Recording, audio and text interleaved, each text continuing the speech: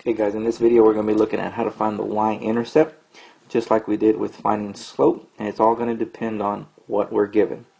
The first thing we're going to look at again is given an equation in the form y equals mx plus b. This form is called the slope-intercept form. And remember, the reason we're calling this the slope-intercept form is because that m represents our slope and that b represents our y-intercept, which is what we're going to be looking for. So I've got 6 examples here. All 6 of them are written in our slope-intercept form. So all we're doing is looking for b, the y-intercept, or that last number, the number after the x. So on number 1 here we got y equals 2x plus 3.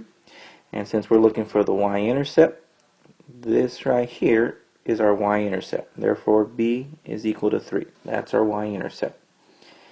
Number 2 we've got y equals negative 3x plus 4. Again, I'm looking for the y-intercept. That would be this value right here.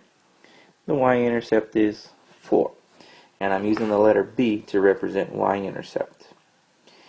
Number 3, we got y equals 1/2 x minus 2. The y-intercept is right here. Therefore, our y-intercept is negative 2. Number 4, we got y equals 2/3 x minus 4. The y-intercept is right here. Y-intercept is negative 4. Number 5, we got y equals 6x plus 2. The y-intercept on this one is 2. And the last one we have is y equals 5x. Now notice I'm looking for the y-intercept, and there is no value after the x. Therefore, we're going to use a y-intercept of 0. Okay, so the y-intercept for number 6 is 0. So this is how we find the y-intercept if we're given the equation in slope-intercept form. Y equals mx plus b. Alright, we're going to continue looking for the y-intercept. This time, instead of giving you an equation, we have the graph. So here I have a graph of a line. I want to know what is the y-intercept of this graph here. Well, when I say y-intercept, all I'm simply referring to is where does this line intercept or touch the y-axis. Now recall that this vertical line right here is called the y-axis. So I want to know where is this line touching my y-axis. In this case, it's touching right here. Therefore, we have a y-intercept of 3. So the y-intercept of this line is 3.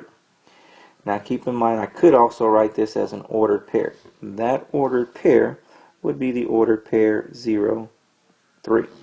So I've got 2 options of how I can write my y-intercept. I can write it b equals 3, because remember b stands for y-intercept. Or I can also write it as an ordered pair. In this case, that ordered pair is 0, 3. Alright, here's our next example. I've got another line here.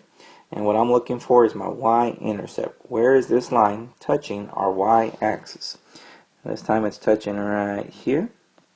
So one way I can write that y-intercept is b equals 2. Or I can also write it as an ordered pair. So I can say that that's the ordered pair 0, 2. So the y-intercept for this line is 2, or 0, 2. Next example we have here, I've got another line, and I'm looking for the y-intercept. I want to know where is this line touching our y-axis. This time it's touching right down here. So one way I can do this is say that the y-intercept, or b, is equal to a negative 7. Or I can also write that as an ordered pair. And that ordered pair would be 0, negative 7. So this is our y-intercept for this particular line. Okay, next example we have here is a horizontal line. And I want to know what is the y-intercept for this horizontal line. The y-intercept, where is this line touching the y-axis?